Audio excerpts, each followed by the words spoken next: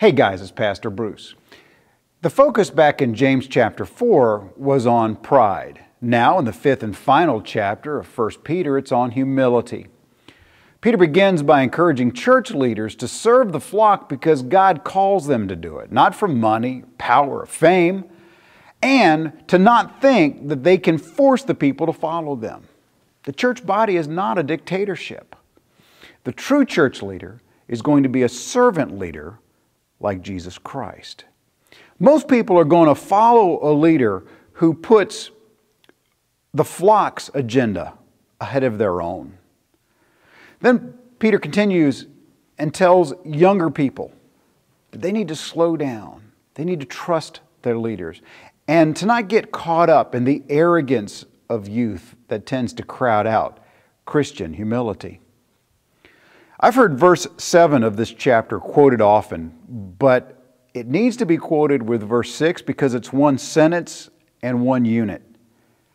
Therefore, humble yourselves under the mighty hand of God, that He may exalt you in due time, casting all your care upon Him, for He cares for you. It's frustrating when I see somebody who has not humbled themselves to the Lord, is not serving Him and loving Him and being on mission for Him, and yet they're expecting God to just pick up all the mess of their lives. It's like, hello, you got to humble yourself first. And by the way, when you do that, you're going to see how God cares for you so much each and every day of your life. Finally, this chapter tells us that we need to realize that Satan is looking for easy prey. And it often comes in time of struggles and suffering, because believers can be the most susceptible then to Satan's tricks. You can fall into the trap of thinking, I don't deserve all of this that I'm going through. We begin to feel sorry for ourselves. Well, folks, that's pride, not humility. We need to realize that every good thing in life is a demonstration of God's love and grace. So when I say every good thing, I'm including the fact that you can breathe air.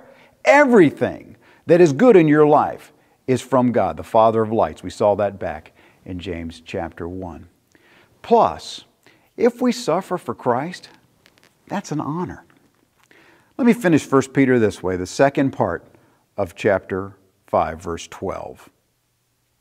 I've written to you briefly, exhorting and testifying that this is the true grace of God in which you stand. God bless you as you go.